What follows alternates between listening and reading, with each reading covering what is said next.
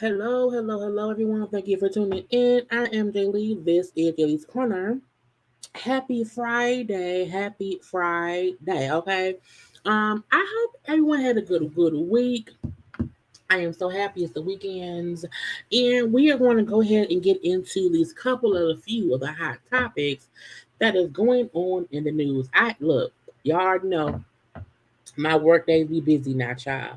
And so I have been saving stuff and saving stuff and saving things or whatever. So we're gonna get into the things that I've saved, okay? And let that be that. And then I'm gonna go to bed because I had a long day. But I did not want to cancel the live. I also did not want to not be on live 2 days in a row. Because then I'm all back up. Okay. I may come on live tomorrow. I don't know. I think I want to recap Raising Kanan because I watched that episode earlier today, and I also had to get into Tyler Perry's Beauty in Black because the part 2 came out today. So I want to get into that over the weekend, and I'll probably review that one day next week. Okay, but I'm here to look. I'm tired. I was like, you can just cancel live, Jelly, cancel it, and then go live tomorrow. Once you get home. So it'll be tomorrow night. But I was like, no, I want to chill out and finish, chilling out tomorrow. Again, we're gonna be here for whatever there is to get into. So thank to those who are watching live, thank to those who are watching the replay and stuff. So hello to y'all and stuff. Yeah, I'm on time. I'm not even late. Y'all know usually I'm late around here, but I was like, nope, I'm gonna come on at 9 o'clock and then I'm gonna let it be what it is, okay? Because the sooner I get to y'all and get to my topics, I can go to bed and then get my day started tomorrow. But yes, happy Friday. Yes, tomorrow I will be on Pop Roast on Alex channel. Tomorrow at 12 p.m. Eastern. I think 12 p.m. Eastern. Because I've never been on Pop Roast, but I have popped on to Alex's lives before on YouTube here and because I'm a child. My schedule is crazy, and I don't pop on others' channels as much, only because I'm at work during the day and I come home, I have my own stuff. But again, Alex asked, and I'm like, sure. I love Alex and Chris. So it'll be a good time had by all. Again, that's tomorrow at 12 p.m. Eastern time on Alex's channel. So it'll be me, Alex, and Chris. So it will be fun, okay? But good evening, good evening, good evening, okay? Thank you. Chop, look, I put this lipstick on this morning before I left for work. I had some chicken for lunch, okay? And it still was good. So I tell you all the time, the Fenty Beauty Stunner Lip Paint works amazingly well. It stays on all day. And technically, because this is the Stunner Lip Paint, and then this is the of the velvety lip stuff from Fenty, and I prefer the lip paint. This smudges; it doesn't stay on as well. So this is something you can put on if you don't. Your lips won't have. It's gonna sound disgusting. If you're not using your lips all day, this is great. It's very great. However, because I be drinking water, child, I be talking, I have some lunch in my system or whatever. So I always prefer the Stunner Lip Paint. That's what I'm wearing right now. Okay? But yeah. Anyway, hi to the people popping on. Now look, when I had to make my thumbnail, I was like, child, what topics is it to? Oh, first of all, y'all know also go watch the other lives that I did this week, the other content that's up, okay?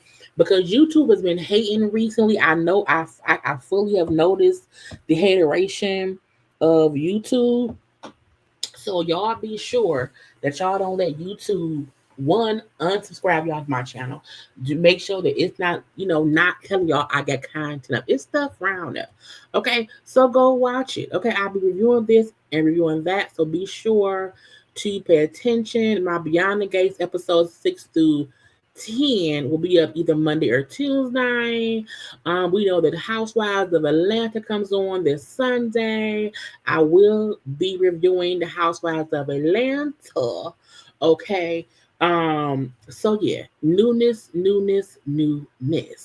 Anyway, let me get a share on my screen because I was like, girl, the fact that I was able to find people to put on the thumbnail, I was able to also get a color scheme going because some people I couldn't find things at some time and it aggravates my spirits.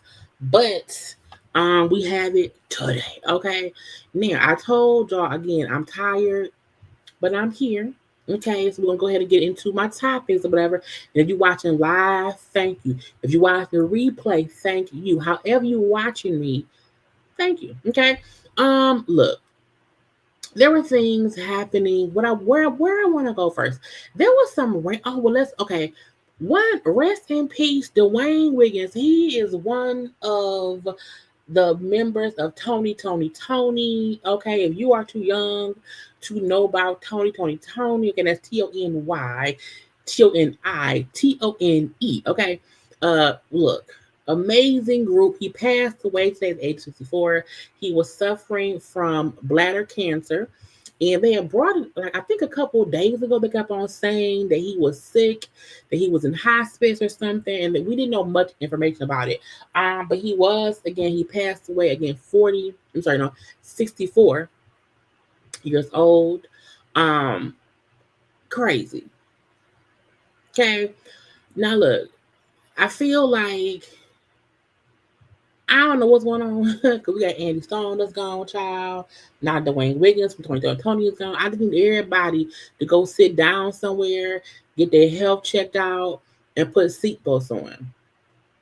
Okay, because they brought up how Andy Stone passed away because she wasn't, allegedly, they said Andy Stone passed away because she wasn't wearing a seatbelt and she was thrown from the car. And now, from Dwayne, he passed away from, a bladder cancer at only 64. I'm like, bitch, I just need folk to sit down somewhere and let us live a little bit longer, okay? And tell folks you care about them because we never know. So rest in peace to him. Condolences to him, his family, fans, and all of that. Now, I feel like I thought I pulled up because they said Andy Stone funeral. Man, I must not have saved it. I thought I did, but I guess I did not. Her funeral was going to be the 14th of March. I thought I had the detail, child, but I can't find it, so we can't discuss it, okay? So, yeah. Now, let's get into some random stupidness news. Because, we love random stupid things. Well, not stupid. Let's talk Gene Hackman and his wife. We kept saying what happened, how he died, she died, and the dog died, and it was not carbon monoxide. We was all like, what happened? Did someone kill someone? I don't know what happened or whatever.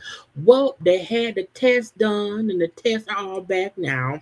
So, the wife, Betsy was 65, allegedly died first, okay?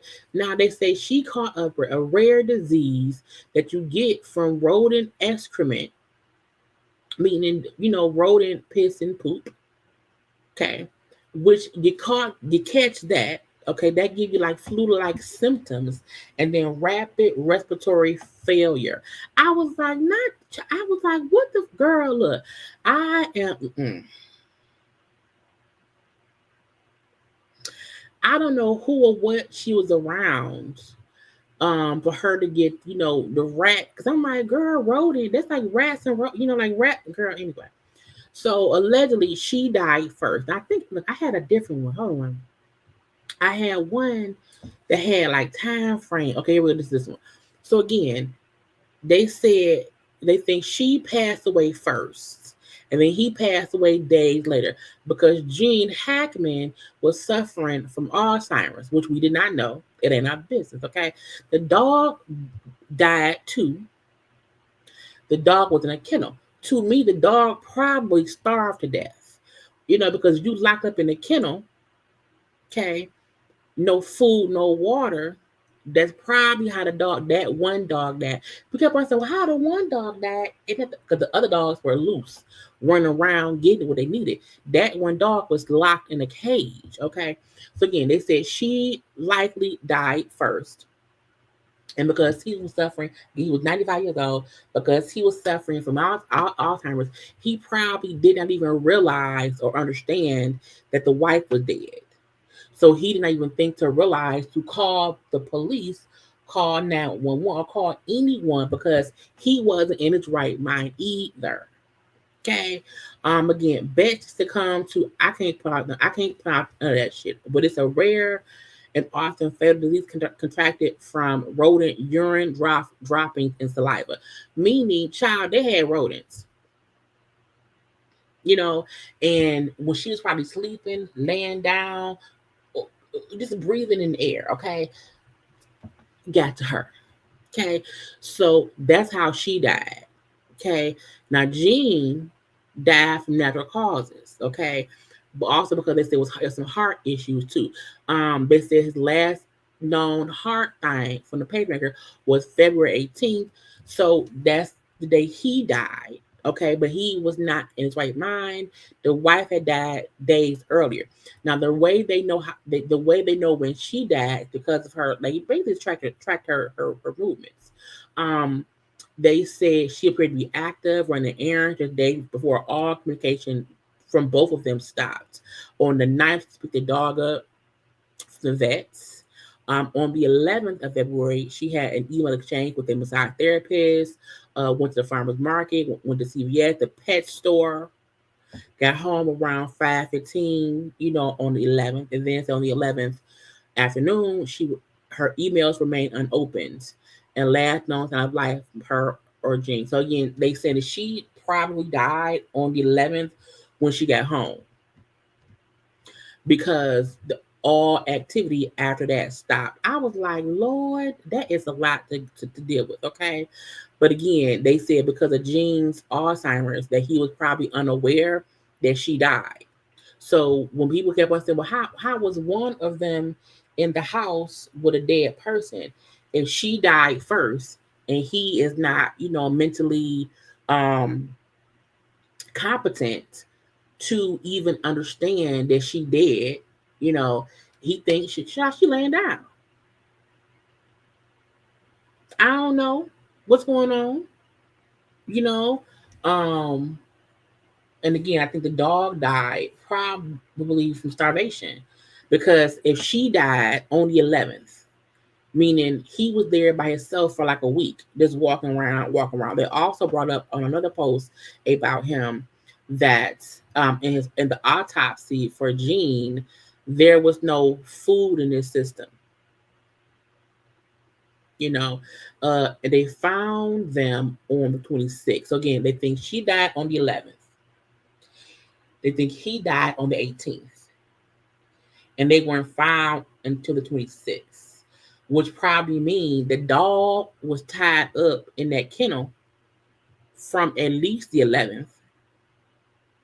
So the dog, no food, no water, because Jean don't know to feed the dog or whatever. So I was like, that's a horrible situation all the way around. Her being sick from catching disease because there was rodents in the house, and she probably was just in contact with rodents.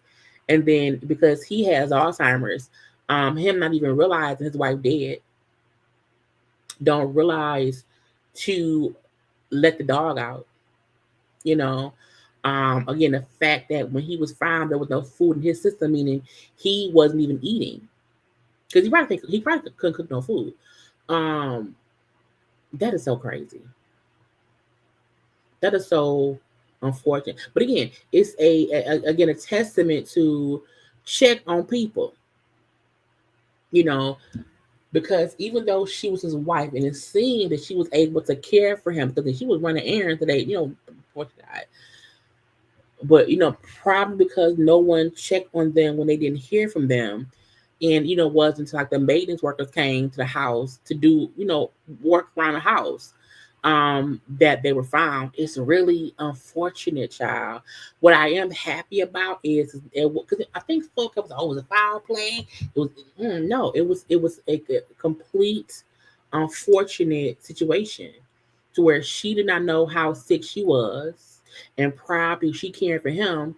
She probably maybe not fully cared about herself, but she was 63 years old or whatever. And then Gene, with his, the Alzheimer's, not realizing, child, I was like, that is fucked up. Okay. But again, check on your peoples. Even if your people has a caregiver, if you ain't heard from them in a couple of days, like a quick text. Hey, child, I send you breathing text to people all the time. Because again, sometimes we're busy. And I'm like, hey, checking your posts. You okay? You good? Cool. Just because that's a little check in. Little check it. Text your grandmama, your great aunt Betsy, and say, "Hey, you breathing still? Because if you don't respond to me, I'm gonna send the police over there tomorrow, maybe today." Okay, so I think maybe just think that just run and check on people. And you may not get if you live out of state. I have an aunt here. Well, technically she is my grandfather's sister. So my great aunt,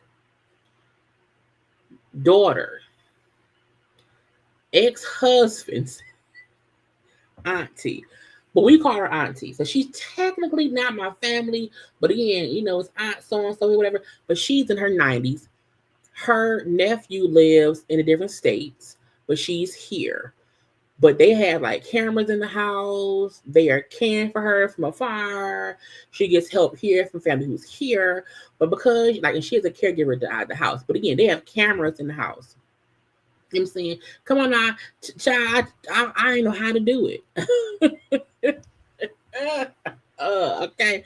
But it's literally my great aunt who's passed away, her daughter who's passed away, ex-husband who's alive, is his aunt. But because he's like family, you know what I'm saying? And there's no one else here, she gets help from family here. But in her house, my cousin there's cameras throughout the whole house. So that way, even though they're not here, they can see her. If she falls, if anything happened, they see it on the camera. So I think that's also a thing. If you can do it, if you have an older relative or whatever at the house, put some cameras up, especially when they're 60s or just in general. In general, okay? But that could have possibly at least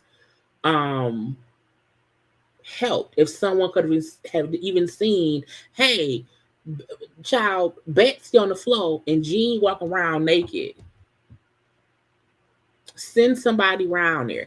And look, this is the thing, the life alert may not even help because because he had Alzheimer's. So again, he was in the house with a whole dead body, did not know to call 911. So sometimes if there's another person in the family who this is aware, hey, we ain't heard from Jean and Betsy in 3 days. Hey, check the cameras. At least if they both walk around, alive, okay, they walk around alive.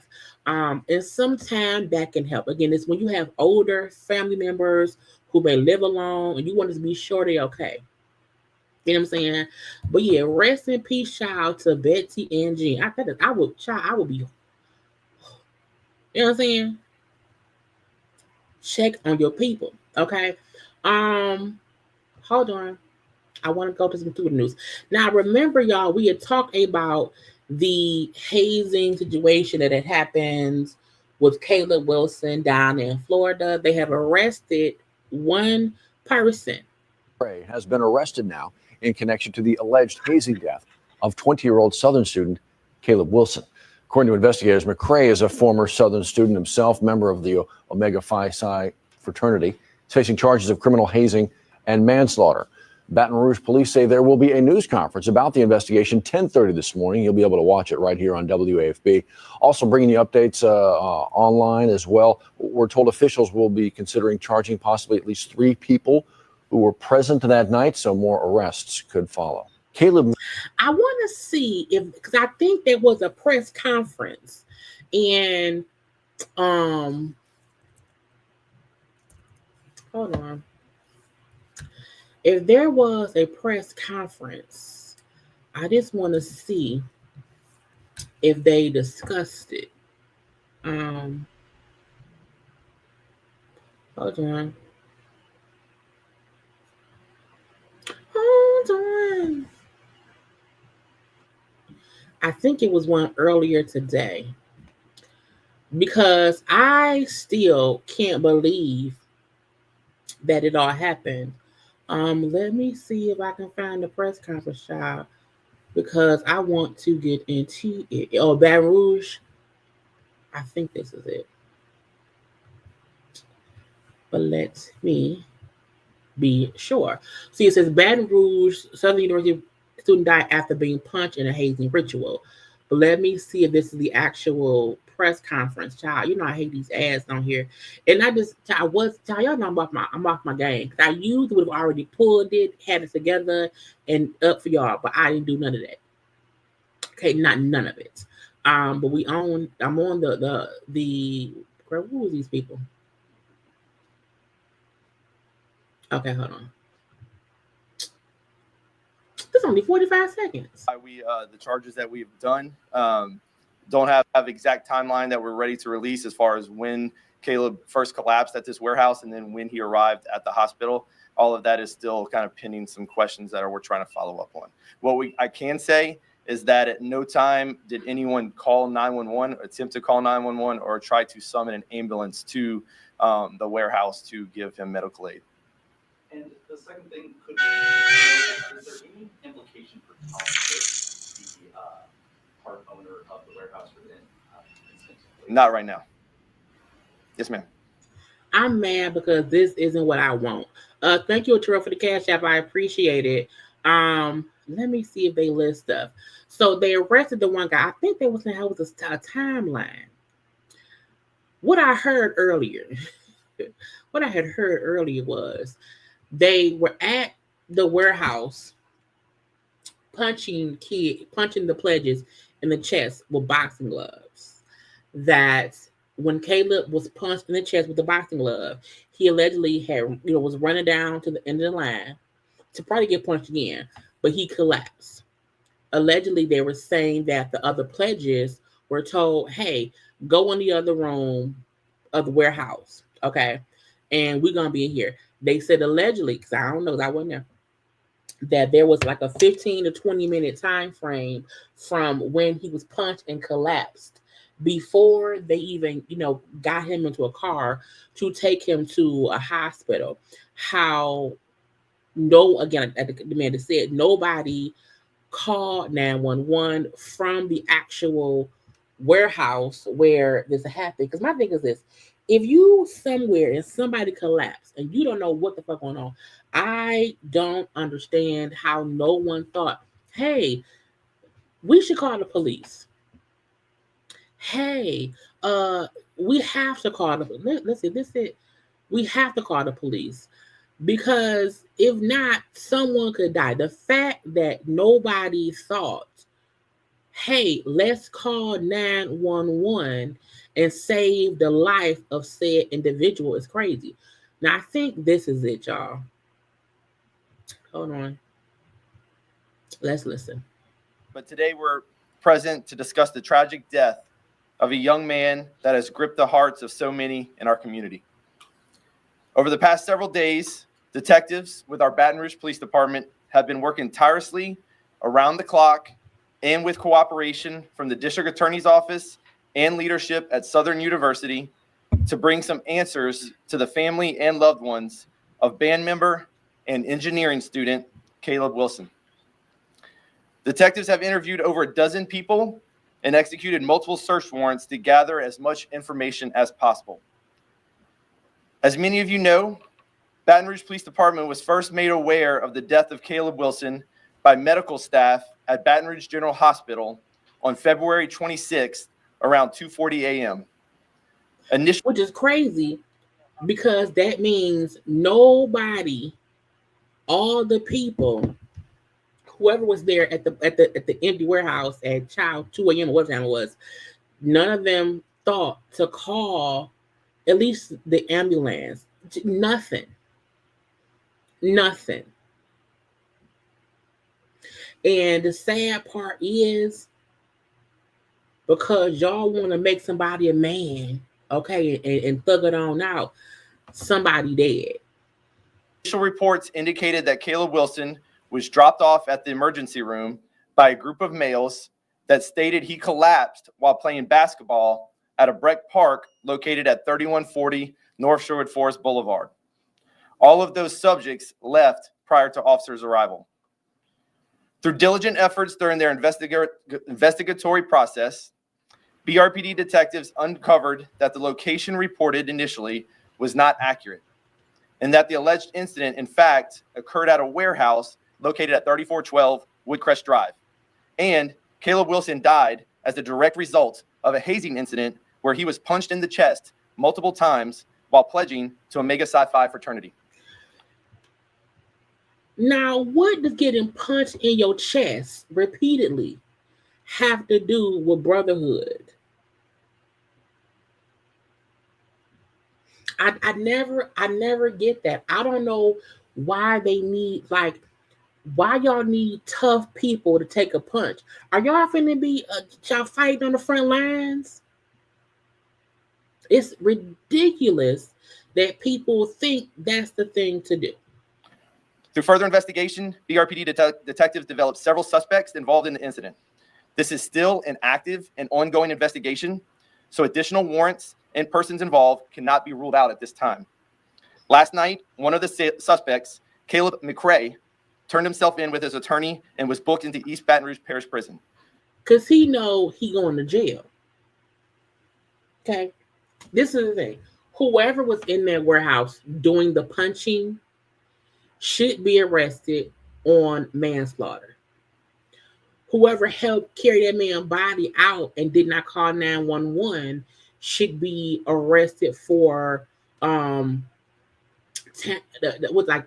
with, no, not tampering, whatever charge you're interfering with shit. Okay, you're not being helpful. I can't think of what the charges, but all the people who did the punching should absolutely be charged with manslaughter.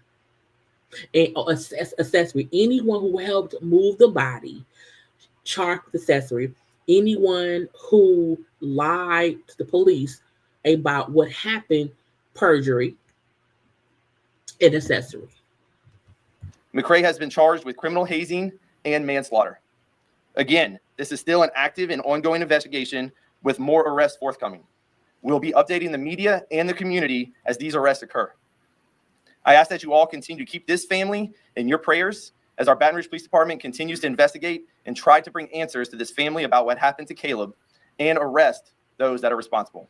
Thank you. I'm going to have the Mayor President step up and give a few remarks. Mayor. Good morning. I echo the chief. These are days and times that we don't want to have to deal with. I was blessed to meet the family. Had a private meeting with Caleb's mom, dad, grandma, and uncle. One of too many meetings I've had since I've been in office with young people that we're losing way too soon. The main message I want to put is from the mayor's office and the city of Baton Rouge's prayers for the family during this time.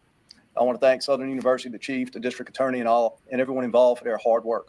You know, my message to Baton Rouge is we got to do better, Baton Rouge. We got to do better.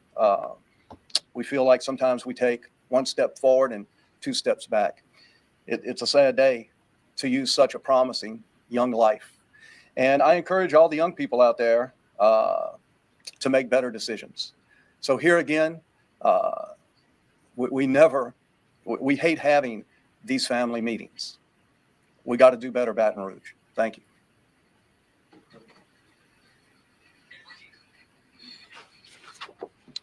Good morning. I'm Dennis Shields, and I serve as the president of Southern University System. Okay. You from the college. Look, there has to be rules, regulations, stipulations that should say what can and cannot happen. And if something happens, the school should be held liable. Now, first of all, the parents, you better sue. Okay, sue the fraternity, sue the college. Okay, start there. Okay, sue them first. I agree, Rick. Rick, we know he wasn't the first one to pass away. And the bad part is, even though people have not passed away, some people have even gotten hurt. Like, it should, nobody should be right up. Don't be punching no damn. Keep your hands to yourself. Words cannot express how deeply saddened we are by the loss of our student, Caleb Wilson. Our collective thoughts and prayers continue to be with Caleb's family, friends, classmates, and all who knew and loved him. Southern University is very much appreciative of the efforts of the Baton Rouge Police Department under the leadership of Chief Morse and District The fact that Attorney Hiller. the warehouse they was at, how do they even get access to? I think it was an abandoned warehouse, but how do they even have access to a fucking abandoned warehouse to be beating people up as pledges? More who are working diligently to pursue justice for Caleb. The university will continue to fully and act, because that's where they was at. The fact, which probably means that's their go-to spot. Because why have access to a abandoned warehouse to do pledge rituals? actively cooperate with law enforcement as this case moves forward. Our internal investigation and code of conduct processes adjudicating these events are ongoing. The Baton Rouge campus chapter of the Omega Psi Phi fraternity has been ordered to cease all activities. As I just noted, student code of conduct, judiciary proceedings are underway. Anyone and any student organization found to be in violation will face prompt disciplinary action. In addition, every campus Greek organization is being informed that no additional membership intake can occur for at minimum the remainder of the academic year. Nobody should be able to. No one should be able to pledge for 5 years. That fraternity, they should be heavily sanctioned. Someone did not get hurt. Somebody died, and then in the midst of someone dying, y'all lied about it. Okay, did not try to help. The fact that no one tried to get him help, it shows y'all care more about getting away with shit than helping someone who y'all was trying to have a pledge to be your brother. But y'all couldn't call 911 to help save his life. We place the quality of the experience our students have on our campus, and we have high standards for that. And we intend to preserve those standards and act expeditiously to resolve this matter such that nothing like this happens again in the future. Thank you. All right, you can ask your questions. I have a question. Chris Sakamoto with Channel 9. Can you guys say how many additional people could potentially be arrested? We're hearing conflicting reports. As many as 3 individuals, possibly more. Do you guys have a number of how many people are cooperating? Yeah, so let me first say I too have seen a lot of conflicting reports out there, none of which are coming from the Baton Rouge Police Department. So please get all of your news straight from us and wait for our official statements. Right now, we have 2 additional suspects that we are drawing up warrants for and working with their attorneys to turn themselves in later today. As that happens, we will update everyone on those arrests as well. But right, which probably, if they have, so they've already arrested one person, that probably mean it was 3 people doing the punching. Because if they have the one person who turned himself in already, and they have 2 more to do it, that probably means they know who was doing the punching. And it was probably the other players who were there, getting punched. Right now, this is still an ongoing investigation. There may be more suspects, but right now we have 2 that we are drawing up warrants for. Can you talk about the collaboration? You said you guys interviewed a number of individuals. Were those individuals pledges, or were they actually the individuals doing the hazing? So I'm not going to give any information about the people that we interviewed, but the people that we did interview led us to this point where we were able to get the information to make these arrests. Chris Joseph with Fox 8 9 New Orleans. Can you speak about the decision making on the charges, perhaps why these aren't secondary emerged? Yeah, so good question. In the state of Louisiana, we have 5 degrees of homicide. We have first degree of murder, first degree homicide, second degree homicide, manslaughter, negligent homicide, and vehicular homicide. In this case, manslaughter is the most appropriate charge in the state of Louisiana, being that there is no proof that we could come up with a specific intent to kill, but that the death was caused in direct relation to another felony that was being committed during that death, and that felony being the act of criminal hazing. related to those two other potential suspects, or maybe anybody else, do we have any reason to believe more than one individual laid hands on Wilson during the incident? All of that is still pending. Some more questions that are being happened. Like I said, we've done over a dozen interviews. More are coming as we continue to interview people. We might have some more information. We might have further charges on further people. So look, that's good that we know that much. One, I'm happy. One, I'm happy that they got a little bit of information. I'm happy that they got at least one or two, no, three people that will be charged. I also am happy that people who were there spoke up, because the only reason they're able to get this far is because people were there speaking up. Because, you know, if the police were never called beforehand, the police only found out from the hospital, which means others who either pledged or who were there are brave enough to at least say, hey, this is what happened. You know, we have heard for years about hazing, pledging, bullying, all of the foolishness that goes on where people pledge the D9. But this is not only about the D9. There are also a lot of, you know, PWIs that have hazing and rituals too. It may not be what is going on in D9, but all of these secret clubs have these situations to where they feel like they have to kind of torture you a little bit to allow you in their club. Okay, and to me that is insane. If it's supposed to be about brotherhood and sisterhood and helping and camaraderie and all the things, none of that should come with any kind of physical, mental abuse. None of that. And I feel like until the people who are in these sororities and fraternities speak up and say, hey, this is what used to be. And as of right now, no. You know, no. And hold on. All sororities have guidelines and no hazing policy that they have to sign. If you are in violation, you will be suspended and more than likely your membership will be revoked. See, this is the thing. So this is something from a sorority, but my question is this.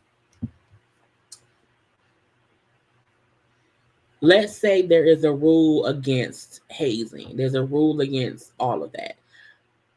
But behind the scenes, everyone is also aware it still happens. I feel like signing something saying it won't happen, but also knowing that it still happens is worse. Because I feel like you're trying to put on a facade that what is wrong isn't happening, but it's just not like this. The fact that this was being done, you know, secretly at an abandoned warehouse, which, because to me, why not do it in the frat house? Why not have a regular place that is done in? I feel like the reason it was done in private, off campus, in an abandoned warehouse, because they probably knew they weren't supposed to be doing it. Maybe it is against the rules, and they knew that. And to avoid, you know, the fraternity being held liable, they went somewhere else to do it, and then try to cover it up. And again, maybe all pledging and all of D9 and any PWI clubs may not do things to this level, but we know it's going on. Okay, we know what's, because that's why it happened. That's also why so many D9 people are trying to defend it. Well, you know, and it should be no defense of it. It should be no defense of it. Because physically, no one should be abused to join your club, period. So anyone in that frat, or anyone in any frat, in any sorority, in any club where, you know, in this kind of thing, because I don't want to only say the D9, because there are also PWIs who have clubs that things go wrong. And we just may not know. You know, I feel like there should be like the colleges should have to monitor this stuff. You know what I'm saying? Like, period. And I think I think it's kind of out of control. You know, we've seen I told y'all the other day, back when I was in high school, the sports teams at my high school back in 2000 I was from 1996 to 2000. The high school I attended, the I won't say what sports teams, but the sports teams coaches, if they got into trouble or whatever, they would physically paddle them. From 1996 to 2000, it was a known thing. And it wasn't until after I graduated high school and it was still going on, and a parent complained that it was addressed publicly. It was in the news and everything here years ago. Okay. And I knew that was happening back when I was in high school. And it wasn't even, and I will say, at least from what I know, because I was on teams, it wasn't a hazing thing, but that was the punishment. If you got in trouble in school, or if you was fucking up in school, a coach on one of the sports teams would paddle the men. You know what I'm saying? And that's just what I know from the outside looking in. I'm pretty sure it was probably worse going on the inside, okay? And again, that was in high school. I have heard stories about what went on in college. And we always have heard about the pledging, hazing, bullying that was going on from pledges. You know, we have these different TV shows that we see where they're, hazing these kids. Even, when we watched The Fresh Prince of Bel-Air, and Carlton and Will were pledging, and they had them child laying semen in socks, making them eat fish. We have school days where, all of that went on. You know what I'm saying? We have seen many, even on the what was it called? All American Homecoming, which got canceled. How when the guys played, stuff was going on. Like, we see it all the time. So it's not just the D9. It's also the PWI's clubs too. And it's upsetting when someone has to die for folk to say, "What the fuck are y'all doing?" And for folk to say that's wrong. And now I want this family to fully sue. Again, sue the sorority, sue the fraternity, and sue the school as well. Because someone should have known what was going on. Okay? Yeah. The fact that there is a criminal hazing law in Louisiana, because the man said, because of the criminal hazing that was happening, that's what made the charges be up to manslaughter. Because you may not have intended to kill someone, but your illegal activities ended someone's life.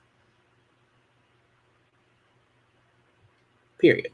But yeah, we prayer for the family, because now it's a big nationwide story. But at the end of the day, that family lost their son. Child, look, I would rain holy hell on any organization if something happened to my nephew. I'm child, look. So I can imagine getting a call that your 20-year-old son, child, died from pledging a fraternity because they have these physical abuse standards that they think qualify someone to be a part of their brotherhood. Insane. Okay? Completely insane. But again, at least they have one person in custody. Okay? Again, the man right there. What's his man's name again? Child, what's his name?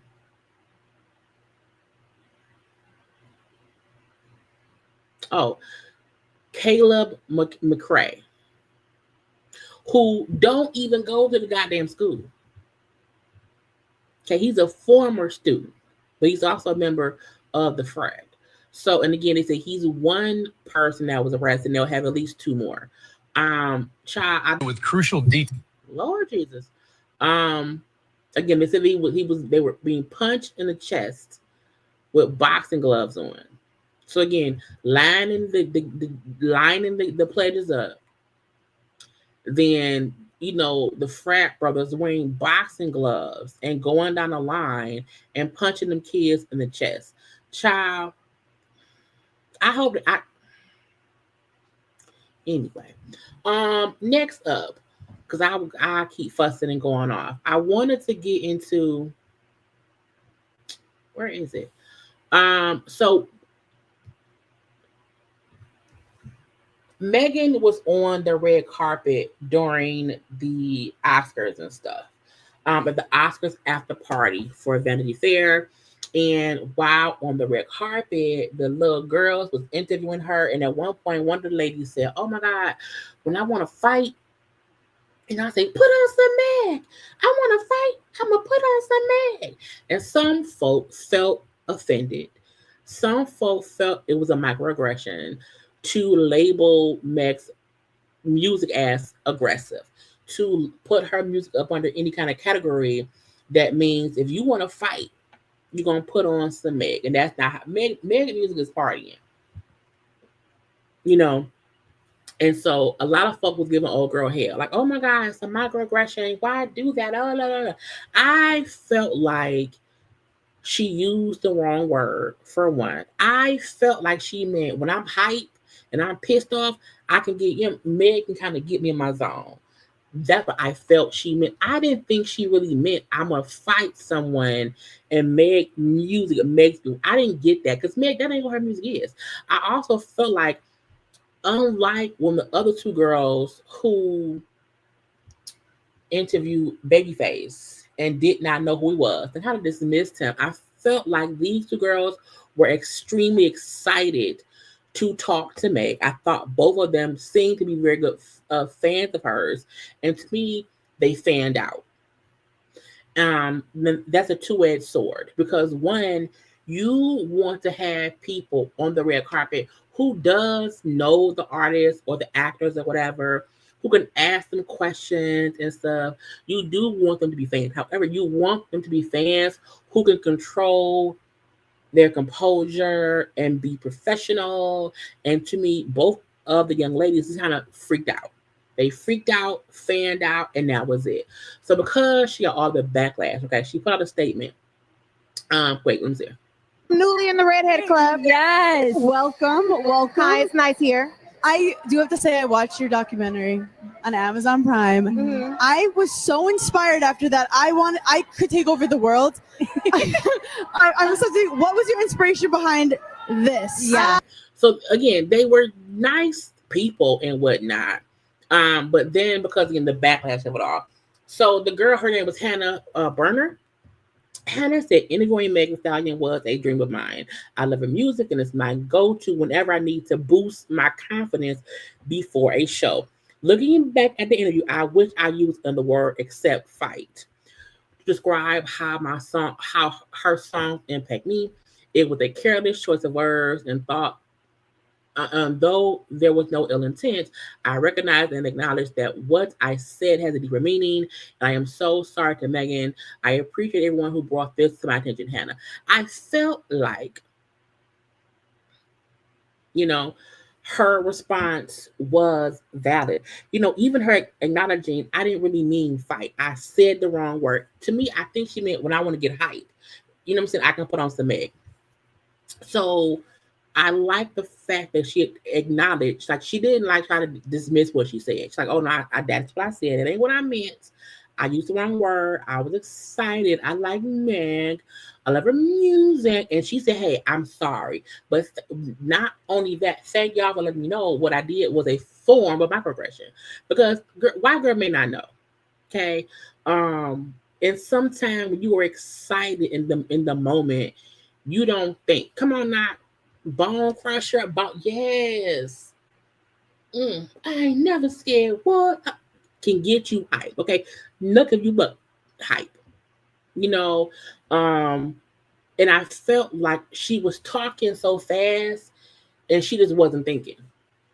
There's a difference in once if she would have said it in a way that really meant Meg has this ratchet fighting, and that ain't how I took it.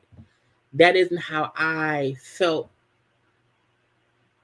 like she was being like mean about it. You know what I'm saying? So kudos to her for saying sorry, my bad, I didn't mean it.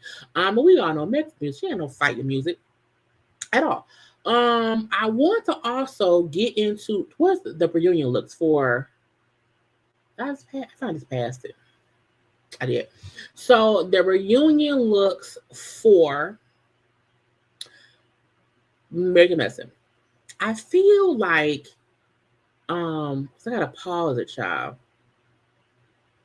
Hold on.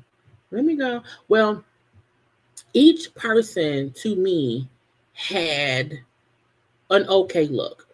You know, I also feel like show to Bravo, because Bravo they have a whole look of their stuff. And I had to push pause on my thing.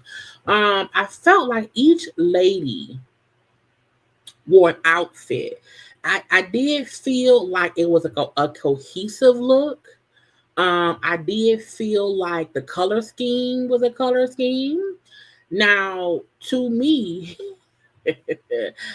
dang, I wish I would have saved. Let me go to maybe it's OMG. Hold on, because I want to find one of the blogs that put it up differently than how I put. Because I told you I wasn't prepared today at the all. Okay, work was working and I just wasn't ready. I hope this is it. Yes.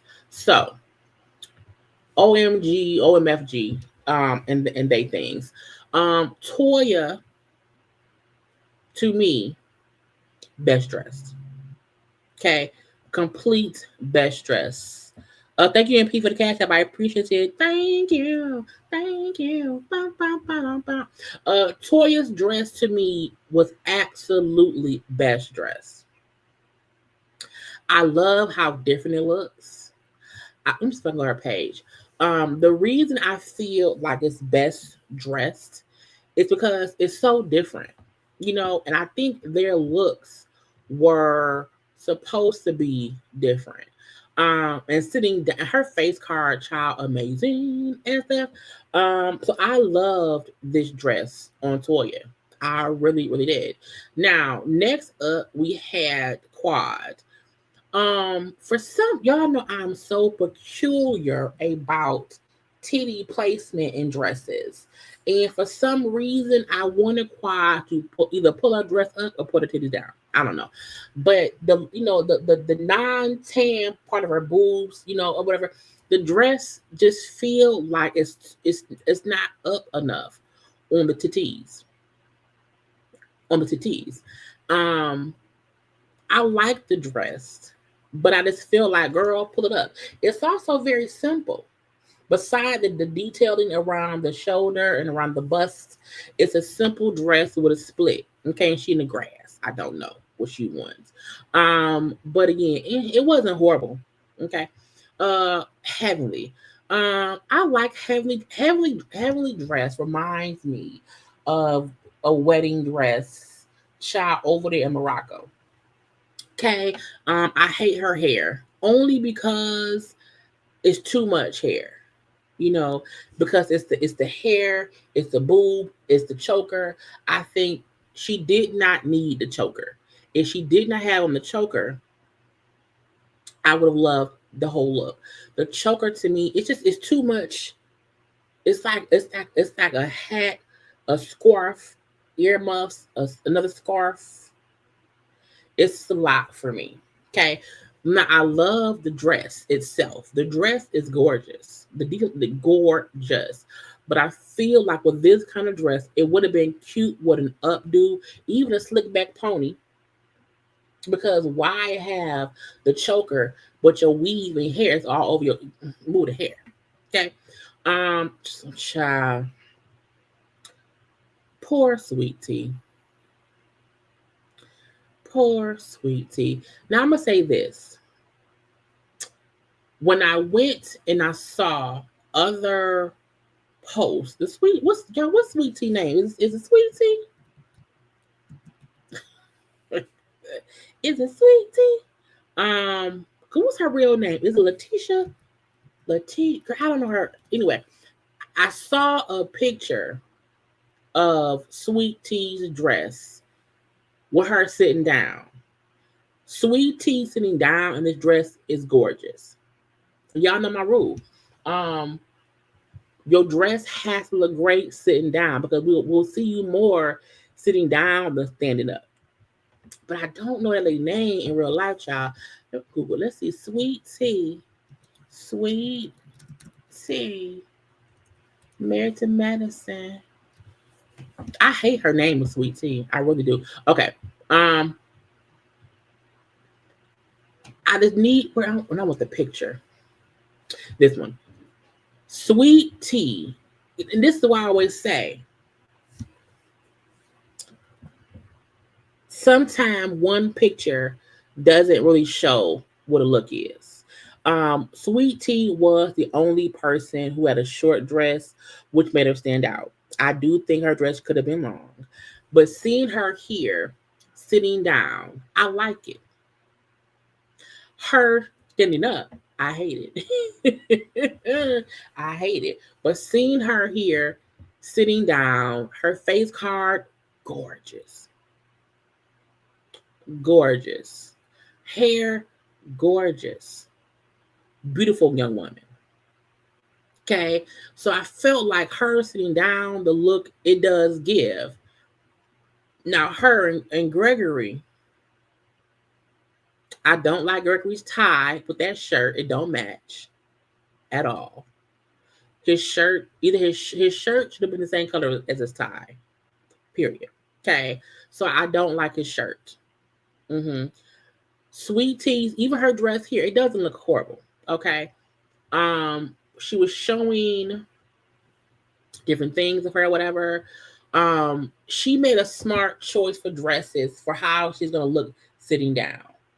You know, she has big boobs, and so I like the fact that she made sure her big boobs were supported. You know, we've seen some saggy titties, child, and the titties gonna titty. But and I know a lot of folk don't like her. But her sitting down in this dress is gorgeous. So, again, I'm going to say that, okay? The shawl and the arm part makes sense with her sitting. Sweet Tea made the mistake of picking an outfit that looks great sitting down, not that great standing up. And most folk judge the looks based on the standing up photograph. But sitting here, and to me, that probably means at the reunion, she'll look great. Because of where she's sitting. You hear me? Okay. So, now, back to the peoples. This one. So again, standing up, Sweet Tea, no. Because it looks, her arms look awkward. She's not a good poser yet. She not good. She can't take good pictures yet. She don't know her angles yet. That's her problem. Okay. Simone. I liked Simone's outfit. I liked her dress. I really did. I felt like it. You know, it looks her age. It fits her. It's a pretty color. Okay. The only part I don't like is the sheer part, because the sheer part don't look sheer. You know, the sheer part looks like up close. You can see it's a different color. It's a different color. That's the only complaint I have. Now, it also looked like a wad of tissue just strapped across her body and stuff. But I also feel like it fits her nice. Her bob is cute. Her makeup is good. The shoe, the little pointed, the shoe is cute. So I don't hate her outfit. It's a lot going on up here. Okay. And it's like, ma'am, maybe sit down. Maybe she didn't need the sheer part and she didn't need the one sleeve. Jackie is simple. It's a simple dress with a little bralettes.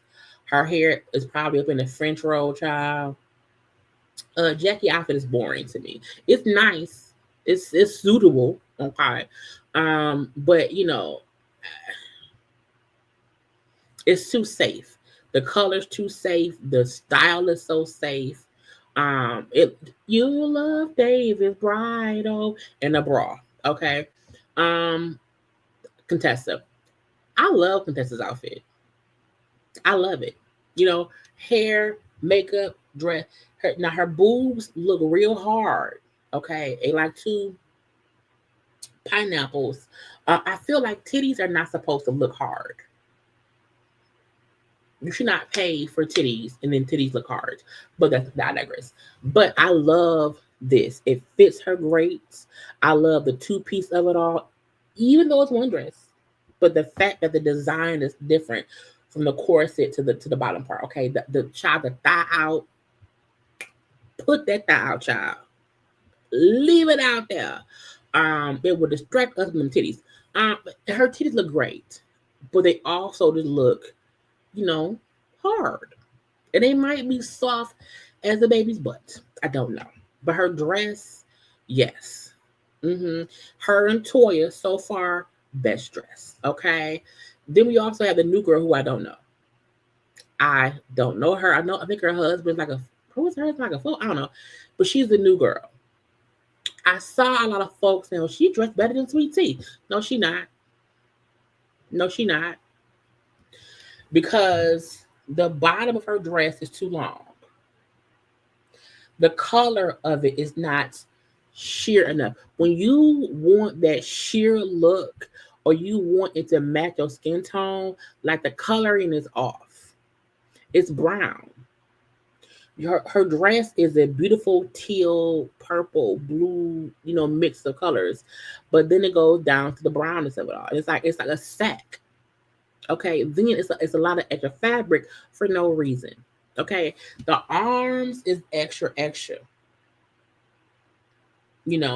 arm is extra. Little parts, whatever. That's fine. However, I just feel like I don't like the bottom of the dress, and I feel like there's too much fabric flowing down there. Okay, there should have also been a slit in your dress. Okay, it's a great start. It is. Okay, so for me, best dress is Contessa and Toya because it's so different. And Heavenly as well. Heavenly as well. But Heavenly fucked up with all the hair and then the choker. Qua fucked up with her titties not being either high enough or low enough, and the dress child being weird in the middle. Sweet Tea child learn how to pose for one. The dress should have been to the floor and fitted around your hips and your legs. That would have made it great. Simone child fixed up top. Jackie too boring. You know what I'm saying? And last, the girl a sack at the bottom. So yeah, I would just like, child, fix it. Okay. I will probably watch the reunion and do a recap of it once it's done. I don't. Phaedra did not show up. I'm not surprised. Child, she be loud all the time. Not a carnival costume. Who was the carnival costume? Yes, grandma's pantyhose. Yes, exactly. Grandma's pantyhose color. And don't nobody want grandma's pantyhose. Not today, not ever. Child, speaking of, Andy was talking about Housewives of Atlanta starts on Sunday. And Andy was talking on the podcast. Let's listen. It's the premiere of The Real Housewives of Atlanta. People have been waiting. People have been asking, where is it? Where is it? We really took our time with this one. And it's, first of all, there's a whole new graphics package. It looks fresh. It looks dynamic. It's a new play on the theme song. We are entering the season while Portia is just in the middle of a whole lot of personal drama. I have to say, we bring in 4 new housewives. That's hard. Now, I think we didn't think, because it's Shamia, who's a new housewife, Britt, what was that girl thing? I don't know, the new folk. So 4 newbies after a lot of folks left. Kenya was put off the show, whatever. I don't think we realized, damn, it is a whole bunch of new people. We do have Portia returning. We've got Drew returning. In supporting roles are Cynthia and Kenya. Sunday is the premiere of The Real Housewives. And we've got 4 new women. Shamia. Shamia is, of course, Portia's friend, who you have seen for years on the show. But when I tell you, what a star turn from Shamia. She comes in, she is so likable, and you root for her so much. She is also so rich. Her home, you will not believe. She's got this capsule elevator, this like glass elevator. It's so cool. I mean, it's really great. And what is her job? I don't. Oh, well, she is a singer. Lies. Her money comes from her being all around town. Okay. Look, I'm excited for the new season. I want to see what it does. I want to see where it goes, what they do. If it will hold up to the hype of coming back for season 16. They showed us the first 6 or 7 minutes of the first episode, which is us and Shamia. Like, Shamia does have a $9 million mansion, an elevator or 2 elevators, one to get to her bedroom and one to get her closet. It is a huge estate. It is huge. Okay. However, child, I think she's her man builds HVAC systems. She said, my husband builds the HVAC systems in airports. So there's money in that. I think because we see Shamia flaunt all this wealth on the first episode, I didn't know that she had money. I didn't. But I feel like it's that to get you got to that. We thought Shamia was just Portia's friend. And could the truth be that she was just being Portia's friend, but that did not mean that she was any less her own thing. I think I saw maybe fucking on even saying in Atlanta, Shamia is popular, that she has been working, doing this and that, so she has her own money, and we just never saw it until now. What I do hope is she becomes Shamia was never even a friend of how Marlo was. I hope Shamia does what we thought Marlo was gonna do. That she got her peach finally and came and would child and be a good housewife. So I'm hoping that's what happened. Okay. But yeah, Shamia does. I know Shamia. She says she hosts things. She be on the radio and stuff. So she do a lot of stuff in Atlanta. And if her husband is also rich and they've been together now for 10 years, child, let it be. Let it be. So I can't wait to see the Housewives. And again, I will be reviewing it when I don't know if I'm gonna do a live review or a pre-record. More people being lost on Love and Marriage Huntsville. Now again, they filming Love and Marriage Huntsville. We don't know when a new season's coming, but however, Trish? Yeah, Trish's husband, Marcus, has been doing the rounds.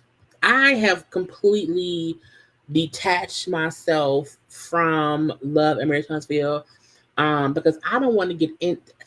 I don't. It's a lot. Okay. But he posted saying, tagging Carlos King, "Thank you for never checking on me, calling to hear my side of the story, or even doing your research on who you casted. The lies, the disrespect and disregard for me, my kids, my family and friends, my legacy. That's your legacy. It's nasty work. If you really care about unifying Black families and showcasing Black excellence, maybe you should reconsider how you operate before it becomes your downfall. P.S. Call me if you truly care about my mental health." Child, Marquez needs Jesus. Okay? Marquez fully needs Jesus. It kind of aggravates me sometimes. Even though I feel like there's truth to what he's saying, I do think Carlos claims to want to help and promote and blah, blah, blah. And that ain't what he really wants. That's not what he really wants. I do feel like Carlos casted Trisha in the midst of this bullshit. I do feel like they then brought on Marquez to push more bullshit. I do think that. I do think he has a right to say, y'all don't really have my side of things. I mean, you left, so it's what it is. But I don't think Carlos really has the best intentions on when he brings folks on the show. That's true. We know that. And just because Marquise is insane sometimes, it doesn't mean he's not right in his thought process. Now, Marquise has been consistently doing interviews. I think, I know he's been on with Queen Sheba a lot or whatever, trying to give his storyline. Kaz Burnett is back in the studio, and we are here to talk. The last time we were here, we specifically talked about DCO. Don't crash out. And you took your ass back home. And crashed out. What happened? Because allegedly there was a fight that happened between him and Child Kim. I don't really care. But I do feel like Carlos King is aware of how crazy this whole thing is, but he likes that. Okay, I think he felt like, we had Mel Martell or whatever. Now we can have Trish, Ken, and Marquez, and it can be more craziness and not fuck up and fight. Okay, so if y'all care, I don't really care that much or whatever. Because again, Love and Marriage Huntsville is a toxic show that I tolerated because I liked Mel. I like the cast in general, but now that Mel is gone, I don't care what's going on around there at all. Y'all know. Well, first of all, I've been on here for an hour. Y'all take a little second, okay, and like the video, please and thank you.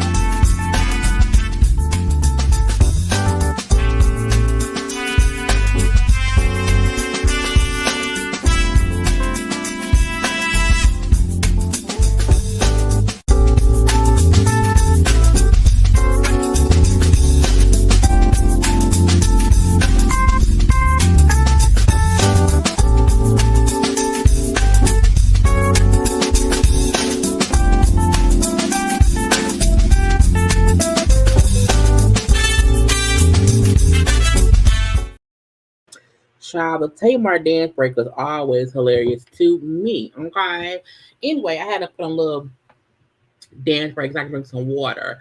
What I want to get into, because let's get we're gonna be done in about 30 minutes, y'all. Where R. Kelly at? Where is the R. Kelly? So there was two R. Kelly things. One, I wish he would go sit down some damn where and stop bothering us. But two, R. Kelly claimed he's written 25 albums. He said he's written 25 albums since being locked up. Now, he got 30 years. He's been in, how long, when did he get, let me see, how long is R. Kelly? Let me Google it. When did R. Kelly get arrested? Because I feel like he been in jail. Not accused, no one arrested, child. Why don't it say it? When did R. Kelly go to jail?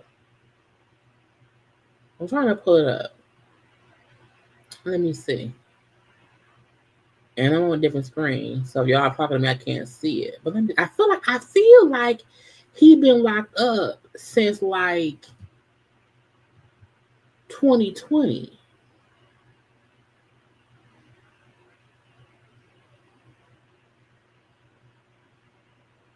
Why don't it say? Sure. I feel like he got found guilty in 2021. Okay, let's see. On July 16, 2019, a federal judge ordered Kelly be held without bond. So he's been in jail since 2019. Damn. R. Kelly been in jail for almost 6 years? That is crazy. It was. Yep, it said July 16, 2019, a federal judge orders R. Kelly held without bond after a prosecutor warns he poses an extreme danger to young girls. And then he was locked up since then. So he was in there doing COVID and everything. He was found guilty in 2021. So, I mean, I guess he probably could write, 25 albums in the past, 5 or 6 years. That makes sense. Okay. But I'm like, sir, I don't want to hear the music. Okay. I don't want to hear the music. Okay. Now, he was on here doing interviews with people. I was like, first of all, how does one even go about booking Aura of the Kelly for an interview from prison? Okay, that's just weird. He was on here, he was around here with these ladies singing songs. I was called and told to sing happy birthday to somebody. What's up? How are you? Great, I'm great. You ready? Oh, you're gonna sing to us? Okay. We are ready. We're ready.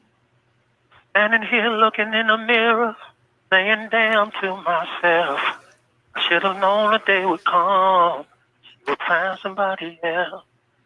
All the things I took her through, shit, I shouldn't have lasted this long. Now I'm at this telephone booth, literally calling Tyrone.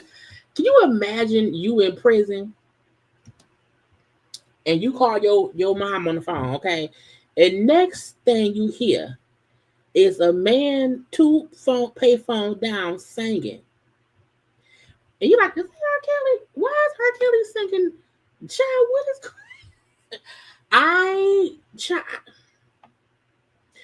Look, I don't want R. Kelly. I don't want Suge Knight. I don't want anyone. I feel like prison is supposed to be a punishment.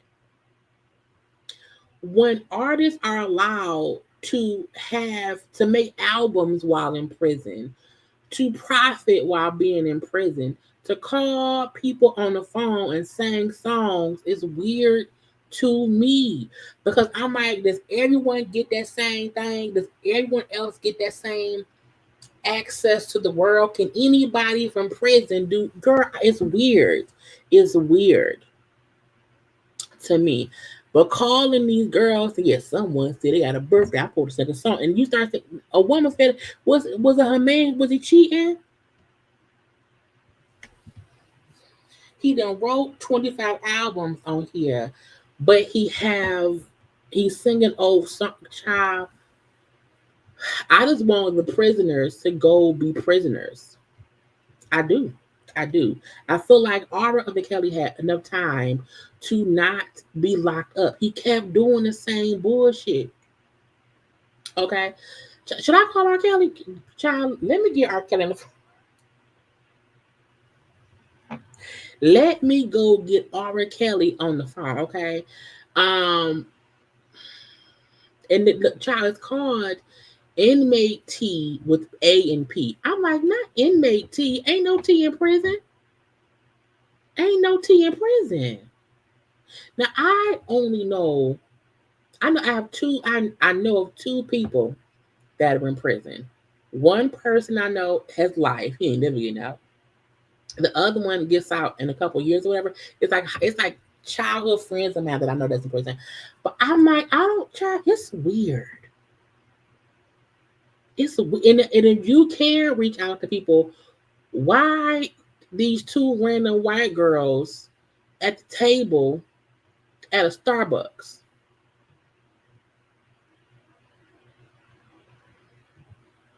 When a woman said, hey, matter how you beg, no, it ain't nothing you can do about it. Nothing you can do. Oh. See, white girl, shut up.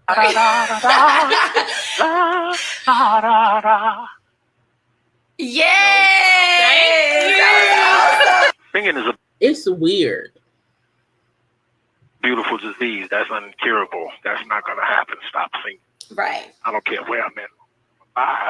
So I'm always singing. I'm always writing. I've written like 25 albums since I've been in here. So, and right now I'm just working on getting out. Getting back. He ain't getting out. Okay, he ain't getting out. If everybody go write R. Kelly in there, ask him to sing you his songs. Okay, anyway. Speaking of JayBirds. Well, first of all, Tory Lanez put out an album. I refuse to give that album any attention, okay, because it aggravates me. However, in a song on the album, he brings up how Chris Brown paid his lawyer fees. Okay, where is it? He said Chris Breezy paid around $250K, while no one else wanted to help him. Now I said, that sounds about right. It's weird. Like was y'all friends? Like, did y'all know each other, whatever?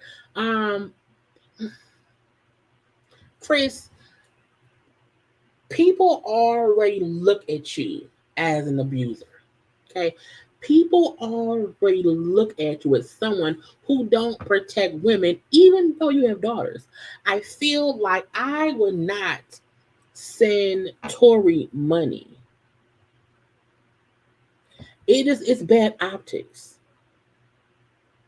Yeah, pay Tory's lawyer fees, but not your taxes. It's weird to me. And it's weird when people want look. You can help your friends. But it felt like they're not even friends. It felt like, oh yeah, he said, Chris, send me the money or whatever, and then so, he want me to be free, hit him up when I'm free. He ain't gonna be free. He gonna be free. So I don't know why Chris Brown thought it was smart or helpful to, get that money, so get that man some money. Anybody who helped Tory Lanez, I don't like you. I don't. I feel like I think it is, but I mean, Tory been in jail a minute as well. He's been gone at least a year or two, and he was recording an album. I don't know who is recording Tory in jail.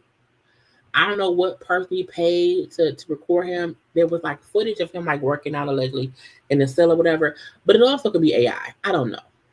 This is supposed to be what he look like now because he been in prison all this time working out. Because ain't shit else to do besides lift weights.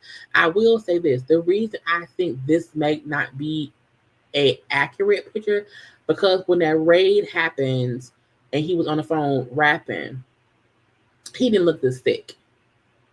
You know what I'm saying?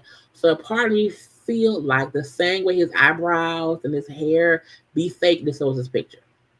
Okay, but yeah, y'all, if y'all want to go look at that, go to that man page. It's a whole. But I can't give him attention. I can't give him any streams. I can't. It's against my body won't allow it. Okay, but Chris Brown around here just standing by an abuser is weird to me. Okay, but hopefully when Trey get out and he gets deported, maybe Chris will go over there with him and they'll be in Canada together. I don't know. Wendy has reached out to ASAP Rocky's lawyer, as she should. Okay.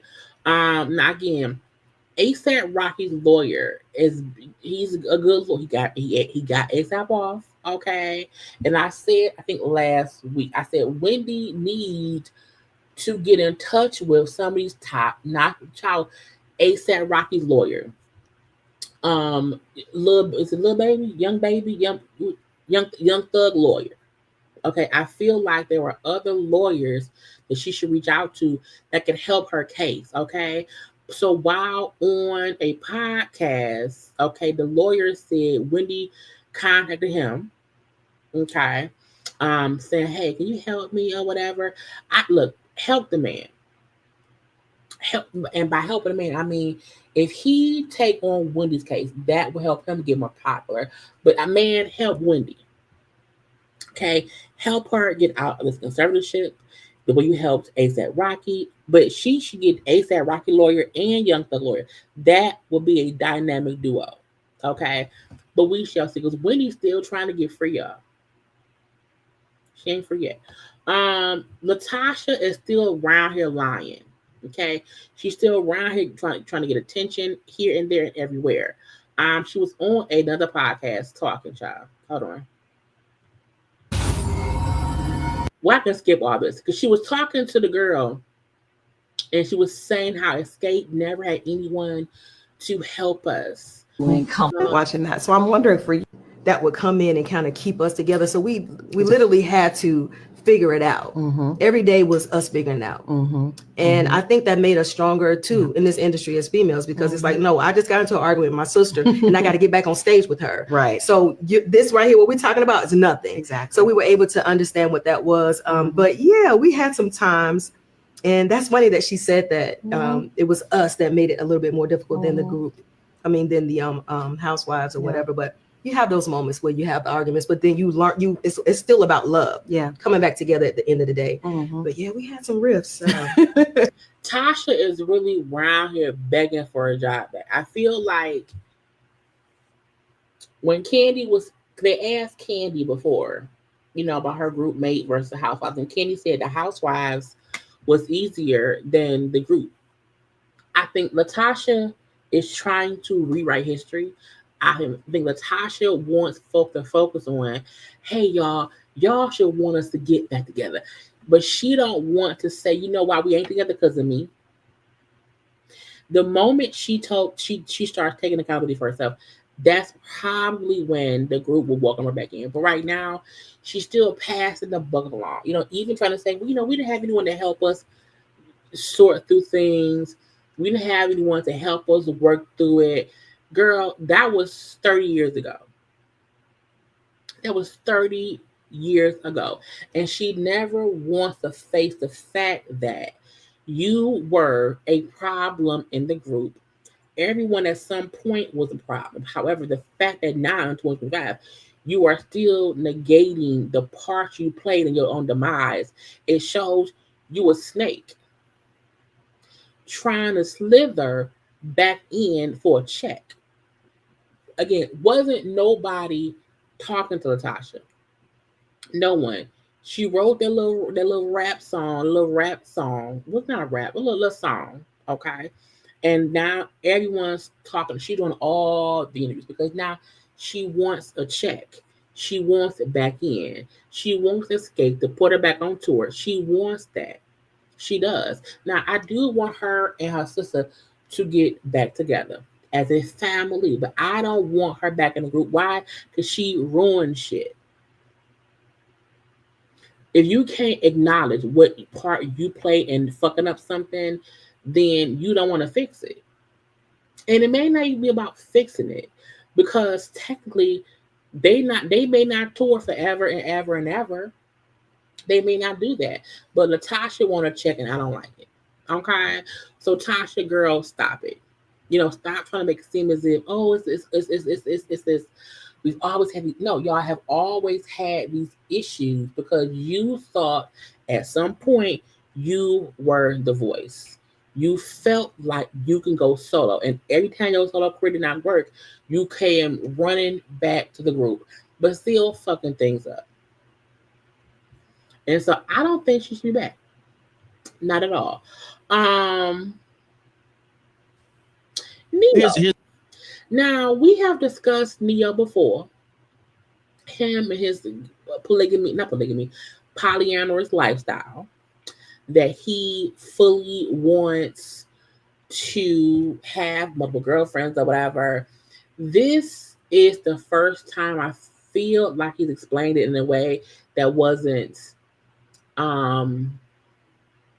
sexual in nature. I still feel like he started showing his dating life and he made it seem sexual. And now that has kind of bit him in the ass, he wants to make it seem like, well, it's not just that. Here's the reality of it. I do partnership, not ownership. Sure. You're not my property. I don't even want to own you. I want a partner in this situation. I don't demand exclusivity. I don't ask for it. Nothing like that. If you offer it and I accept, there are rules to follow. Now, on the same side of that, nothing is above a conversation as long as we're being honest. So they say, Neo, we want to bring a man in here. We want you, us, and another man. Would you say yes? You know what I mean? Nothing is above a conversation. But again, if you offer exclusivity, meaning just me and only me, and I say, all right, you sure you understand that your exclusivity to me doesn't mean exclusivity to you? This is a decision that you're making on your own. If you make that decision and I say, all right, cool. Well, here's the rules that I need you to follow. And if you're cool with that, then we rock. If you're not, we don't. And no love lost. You go your way, I go mine, and it's all good. Sounds like a partnership. Yeah, that's it. 100%. That's how it works. Who reached out to you with support in this judgmental space? You know what's crazy? It's one of those situations where men reach out in secret. They go, yeah, honey, I would never. Hey, bro, congratulations. Yeah, I would never do that, babe. Just me and you, babe. Bro, you living life. Yeah, no. It's a lot of that. It's a lot of that. Which I understand. You know what I'm saying? To be completely honest. Who reached out and said, bro? I want to know who did that. You know what I'm saying? I do feel like men who are probably in committed one-on-one monogamous relationships probably would not publicly support him. You know what I'm saying? But I do think folks who know him, one-on-one probably did say, man, you got all. You know what I do think that because that's your life. Let it be. I'm not tripping either way. If you with it, cool. If you're not with it, cool. I'm again, because I'm not doing it for y'all. I'm doing it for me. Good for you. You wouldn't even have known had Shade Room not picked up on a post from one of the girls. Like I wasn't posting initially. Like because again, it's not for living your life. It's very for y'all. Yeah. Okay, it ain't for y'all. It ain't for y'all. If you want to have a private life with your 3 or 4 girlfriends or whatever.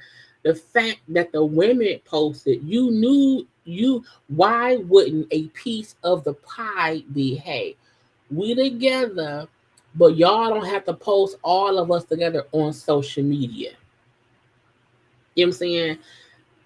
Because if it's not about the sexualization, if it's not about that, why allow them to post stuff? You knew once they posted you and them and the three of them girls, whatever, you knew it would get picked up. So it's not as if you were trying to keep it private. You weren't. And then y'all are kissing and hugging. Child, miss me with the bullshit. I mean, look, it is what it is. And now here we are bringing it up. Yeah, great. I don't mind. Yeah. I don't mind. We can talk about it because again, I have nothing to hide because I don't feel like I'm doing nothing wrong. Yeah. Does being in and I don't think he's doing anything wrong. But a lot of folk live that lifestyle. I think the difference is he just like, look, I don't want one woman, so I have multiple women. And fine, because again, if it's honesty, if there's conversation, cool. But I do feel like in the beginning, it was a sexualized situation, and how even the girls was poked. Why y'all kissing, hugging on camera? Messy. in multiple partnerships now, I guess, give you more like ammo? Not ammo, but like, does it help more with writing songs? I mean, yeah. You can't write about life if I ain't living it. Absolutely. Mm-hmm. And it allows me to write from different perspectives. You know what I'm saying? There's the monogamous perspective, there's a polyamorous perspective, there's a perspective of the woman who is curious but can't get over her jealousy. Mind you, we talk about all of that. Like the only way this works is if everything is laid out on the table. There's 4 women, right? 4 individuals, 4 different personalities, 4 different outlooks. A lot of energy. Know what I mean? Yeah. I could not. That don't even sound fun. I don't want to deal with one man, let alone 3 more. Okay, I just don't. That's a lot to even have to manage. Yeah. Because it's also an experience for people too who maybe are curious about it and just want to know about it, and they learn that through your music. Indeed. See, people get caught up on the sexual element of it.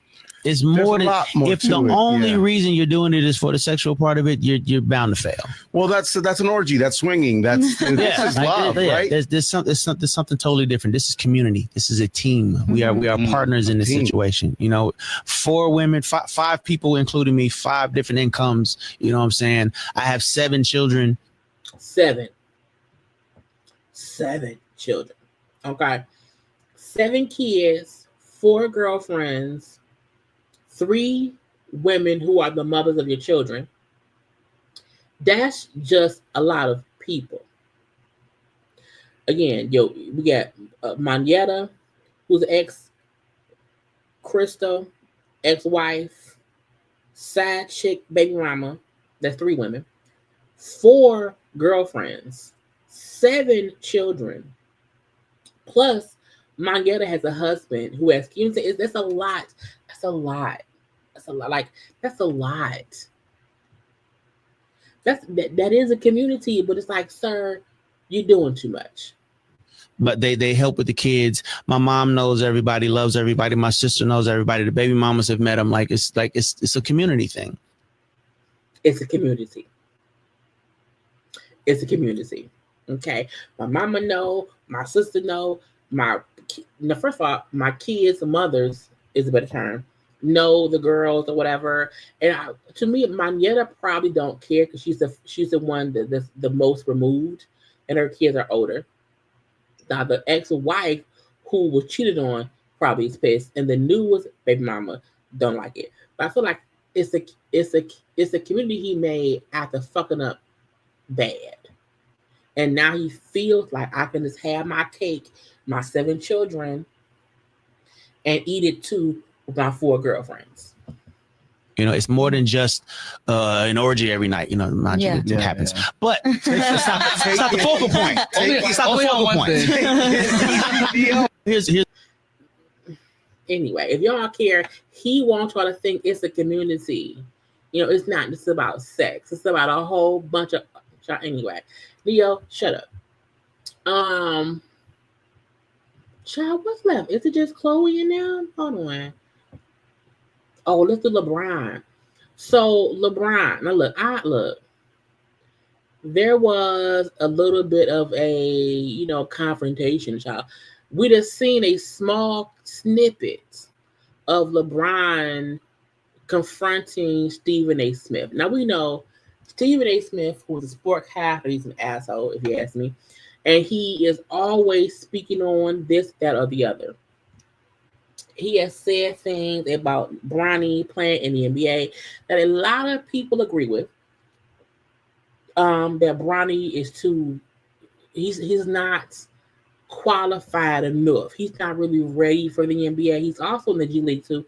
And so a lot of folks have had that same comment, statement, and thought process. But I also feel like if your daddy LeBron James, and he can help you be in the NBA and y'all can play together at least for 1 year, do it. Who cares?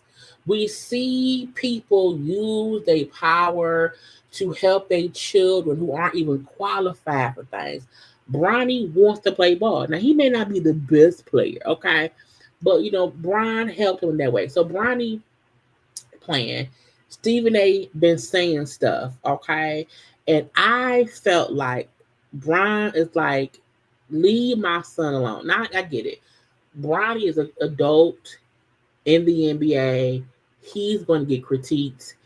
People will speak about him. I'm assuming Brian's point was, you doing too much. Leave my son alone.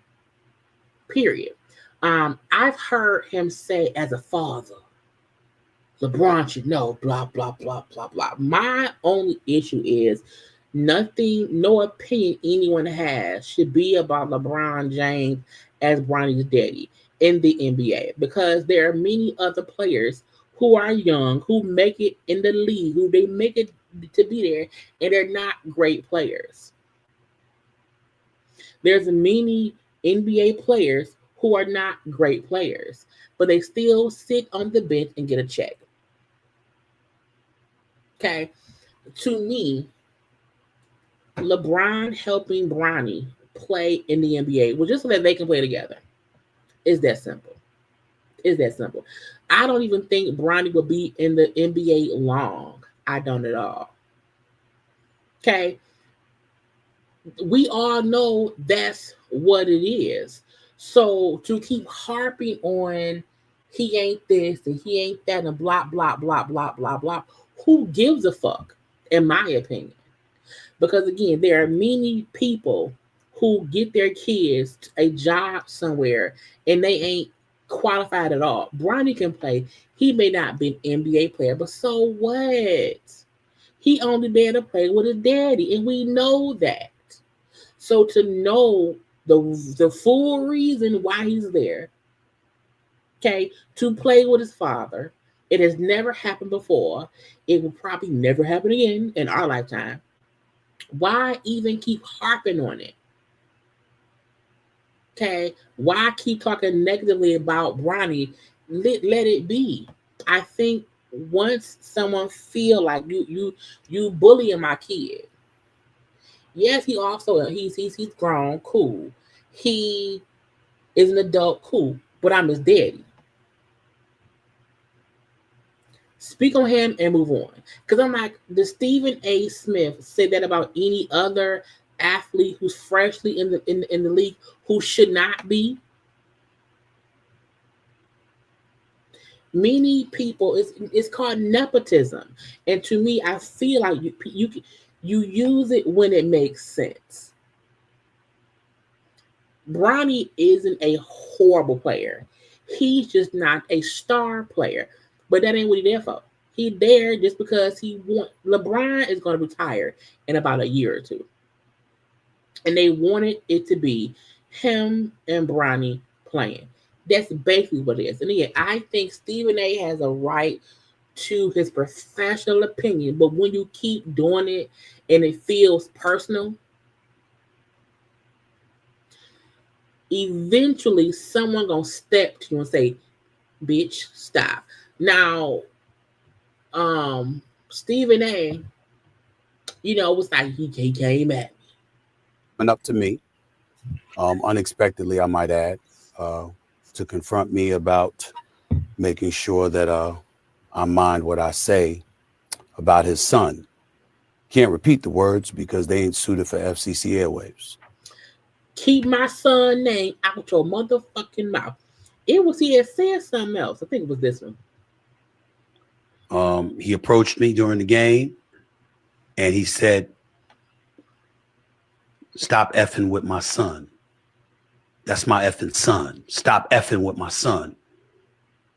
I said, "What? Nah, man, straight up, man to man. Real talk. Stop effing with my son." And any other parent would do the same. Any other parent would do the same. Again, I don't feel like no one has, I don't think Bronny should be, I'm not saying any sportscaster can't critique Bronny as an athlete. However, when you keep harping on something after making your point, it feels like you trying to bully that kid for whatever the reason may be. Okay? Especially when you're doing it in your extraness, oh, LeBron as a father should never have let. Don't say that shit, bruh. Leave my kid the fuck alone. Period.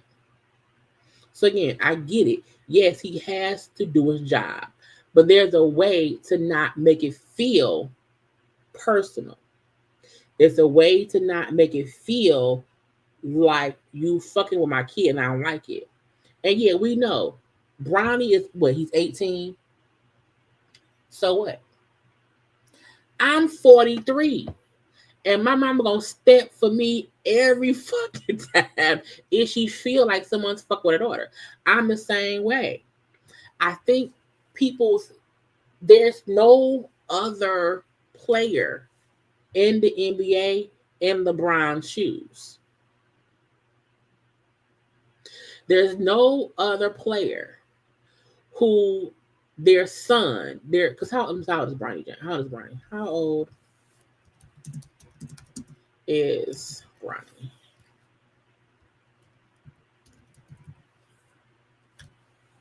He's 20. He's 20. That's still that man's son. Period. And again, it's not about him not being able to professionally say this, that, or the other. It do feel like he was doing the shit because that's what he do. He's an asshole. Because there's nobody else whose son is in the NBA with them. Brian said, "Bitch, I see you right now. Leave my son alone." And I saw how furious he was. And I said, "We can talk about it later." "Nah, F that. Stop effing with my son. That's my son. That's my son." I said, "All right, dog. Fine." And he walked away. That's all he said. Again, hey, leave my son alone. There's 18,788 other players that you can discuss. Leave my son be, bitch. And it could be because he feel like Stephen A is being an asshole to a child. That's it. That's all.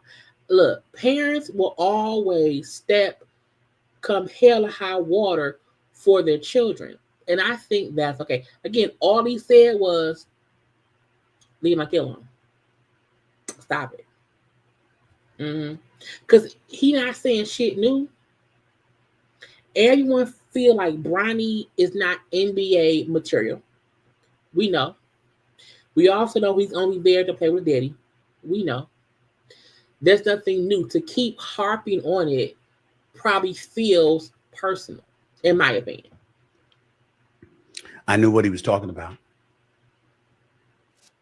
I've spoken about this before. Matter of fact, I heard that not many, not all, but a few players were upset at me about that. I think one player in particular was Draymond Green, who I haven't spoken to since and has no desire to speak to me primarily because of this, I suppose. And I found out the way that I found out, which was last night. Draymond Green, who I haven't spoken to since, last night at the Lakers game happened. Now I get, and people have said to me today that I'm looking pretty damn sad. Stephen A. now trying to play like, oh, I'm the victim. Stephen A. has said things publicly about Bronny and about players because that's his job. That's that man's job. That's that man's job. And I'm not saying I'm not on any level saying he don't have a right to be the sports casting commentator that he is. But that also has consequences. And if someone feel like you're doing too much when speaking on their child,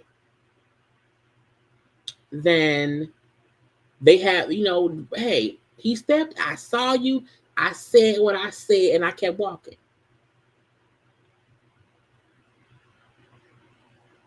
What's up? I am. Because something like that is not something that should make any of us comfortable. I didn't anticipate it. I don't know why I didn't anticipate it. Because he feel like I can say what I want to say, and because I'm a broadcast and, whatever, people should leave me alone. It's like, no, someone didn't like what you said. But I'm not here to blame LeBron James. That wasn't a basketball player talking to me last night. That was a dad. And that's what some folks is, to me, ignoring. We know LeBron James, the player. That was Bronny Daddy saying, leave my kid the fuck alone. You're doing too much. Move ahead. Move on. Move on. If my son ain't shit player, if my son ain't shit as a player, why keep focusing on him? Why? Because he's my son. If Bronny was any other not great player who just happens to make it to the NBA for whatever reason may be, would people really focus on it? Because is there no other bad players in the NBA, or is Bronny James the only bad player? LeBron probably feel like they do it because he my son. He rolled up on me as a father. That's what he did. That was not a basketball player talking to me. We talk about LeBron James all the time. Practically everybody does. That's not what LeBron James does. So for him to confront me, obviously it was something that he was incredibly passionate about, put off about, and felt necessary to confront me about. When I see you bitches on, it's on site. Okay. We're gonna move on because I don't get that much. But again, sportscasters has a right to critique, discuss sports and everything. However, you should also realize when you're doing too damn much. Sometimes stop playing with people. Stop playing with me, bitch.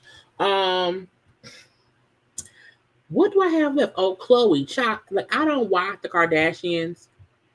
I don't. But I saw a clip of the Kardashians, and Khloe was saying on the show, Khloe's daughter, True, thinks her and Tristan are married. True was 5 years old, and she said she thinks me and Tristan are married. And I don't want her. I haven't told her the truth. So that's just her thought process of what me and her daddy is. But the fact, I'm like, why would she think y'all married? Like, why would she get that out? And when she said, Mama, you married my dad, why would you not say no? I would say, baby, why you think we married? Like, what did your daughter think marriage is? I mean, let's see who's married. Kim and Kanye, were they divorced? Courtney just got married. So I'm like, what is your daughter's idea of a relationship or of marriage? Okay. She said, I don't want True going through life thinking this is what a marriage is, that you're married to somebody and they don't live with you, you don't kiss them, whatever, you don't sleep in the same room, blah, blah, blah, blah, blah.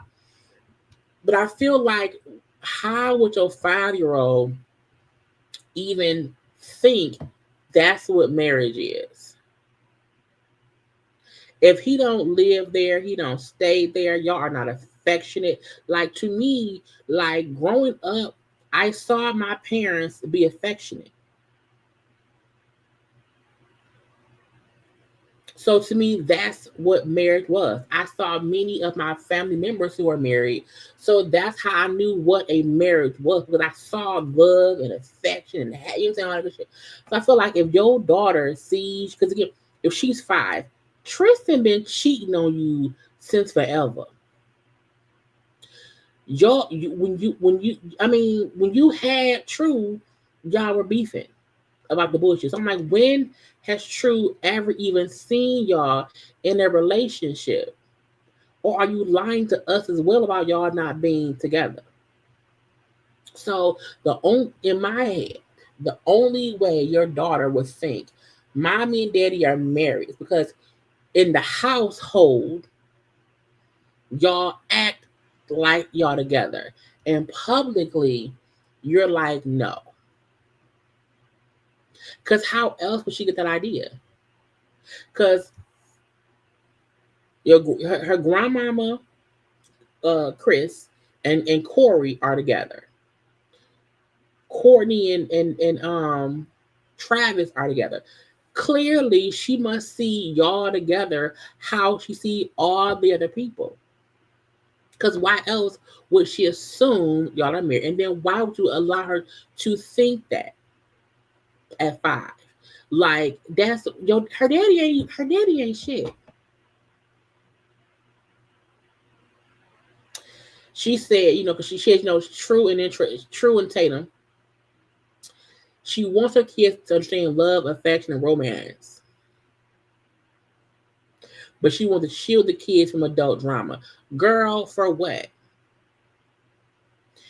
You and Tristan has never had an actual stable relationship.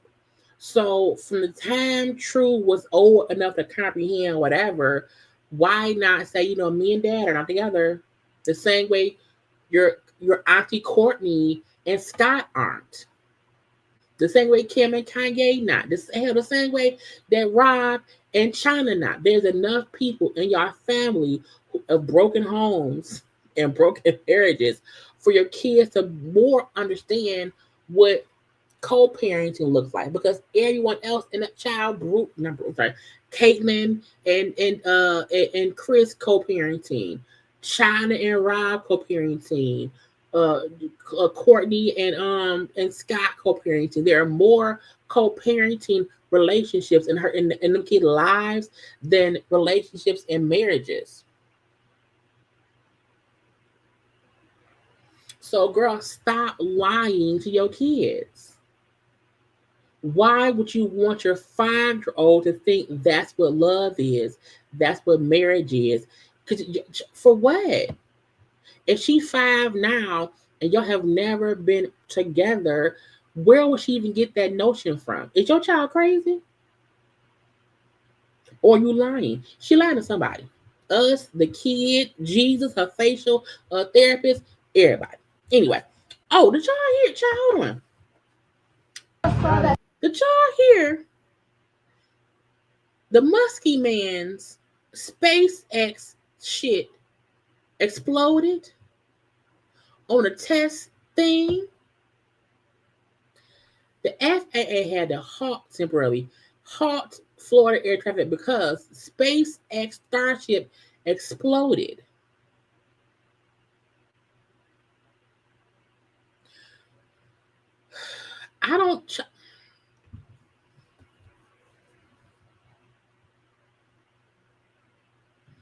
I said, bitch, what? Kennedy Space Center. The images are just coming in. Tom, what exactly happened here? This was the 8th attempt to run a test flight for Starship, and it didn't get far. We saw the booster rocket come right back down to the launch pad as planned shortly after liftoff. Perfect in every way, but at the same time, Starship itself began tumbling out of control. SpaceX Mission Control said they'd lost control of that vehicle and lost contact with it. And then we began getting reports that debris was raining down over certain Caribbean islands off the coast of Florida. So far, no reports of any injuries. Bitch.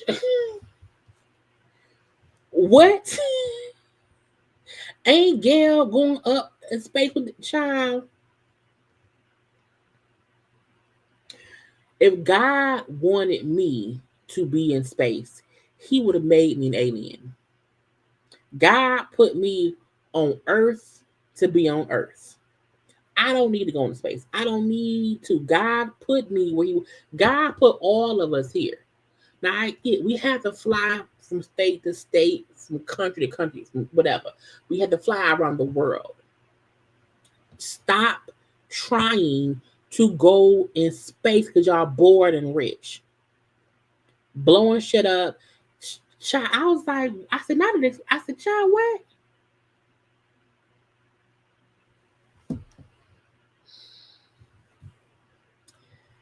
Won't catch me. Not today. Not ever. Okay. Now, lastly, Kandi and Todd. Okay. Kandi and Todd are being sued for over $150K. Why? Because they restaurant, okay, Blaze Steakhouse, which I think they opened a couple years ago, and we don't hear much about Blaze at all. Okay, now Kandi got OLG a couple locations in the Blaze, so it said, per WSB TV, the landlord, meaning Kandi and Todd don't own the building; they're leasing the building. So the landlord said they owe some money. Okay, they owe me $154,139.17. Okay, and back rent. Okay. He also said they owe an additional $57,000 in repairs. Okay. Repairs for the premises, the 10% overhead fee. I was like, what? Then said there's an additional $12,000 in monthly interest until the back rent is paid. I said, whoa, Nelly.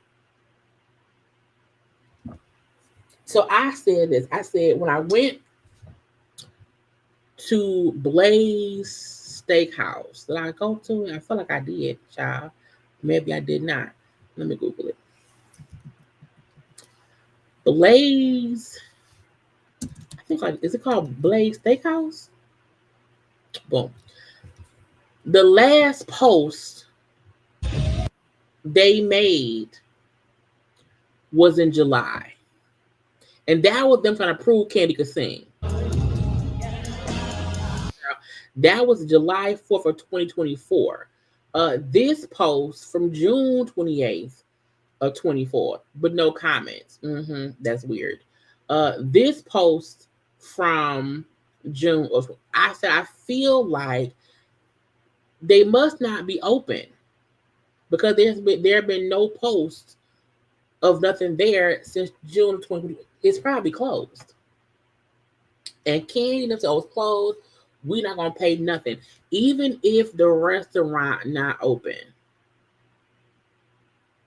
Okay, even if the restaurant not open, if you have a lease, you have to still pay the lease amount. So if they haven't paid the lease since last June when they probably closed it down, and not only that, child, when I went to the website, okay, when I went to the Blaze website,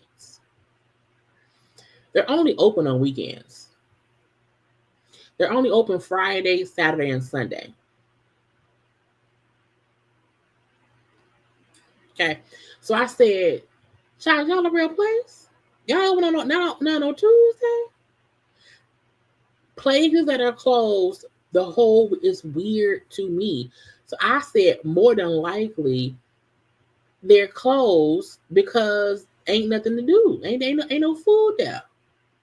Okay, ain't no food around there. Now, when I had went to try to book, When you hit the button to try to book something, it say, they can't get. I said, that mean they closed. They closed. So to me, I felt like Kandi and Todd probably closed it down. They've been focusing on Broadway. Okay, all on Broadway. And so it's closed. They don't care. Or OLG probably still open. And so they probably owe the money because it's not open. They stop paying. Now Kandi and Todd, pay them people their money. Pay them people their money. Let it be closed and then move on. Okay, let's not drag it out. Let it be what it is. Okay, it opened for a couple years and now it's closed. But whatever. The restaurant said they got 10 days to pay what they owe to avoid OMO and any liability. I said, child, fix it. Okay, fix it.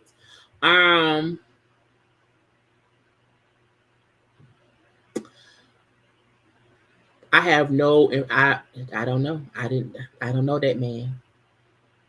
I had no idea. Y'all know anything that happens while I'm on live, I don't know about it. I haven't seen any information about it, so I don't know. If Marcus Houston is divorcing or if him and that lady, his wife, I don't know about it. So I'll get into it once I can look into whatever they say going. But yeah, I don't know. Yeah, I don't know. So we shall see. Anyway, y'all, guess what? That's it. That's all. That's it. That's all. I gotta go. Anyway, do not forget tomorrow I will be on Alex's channel Alex's channel with him and Chris for Pop Roast at noon Eastern time. I am about to go chill out because I am tired. It's been a long work week. But I promise y'all to put content out. So here I am. I will have my Beyond the Gates review up on Monday or Tuesday. I'll have my Raising Kanan review up on probably Sunday or Monday. I'm trying to decide if I want to do live recaps of Housewives of Atlanta on Sundays at around 9:30, or if I'm going to do something on Mondays. I don't know yet. I want to see what the first episode gives, and then we shall see and stuff. But again, y'all, please make sure to like the video, subscribe to my channel, because YouTube chat is being a hater, and look, I lost like 100 followers, and I don't know how. So, but people have also been telling me that YouTube has been unsubscribing them. So be sure that YouTube is not unsubscribing y'all, okay? And that y'all support your girl. Anyway, y'all, I gotta go. I will talk to y'all later on. Bye.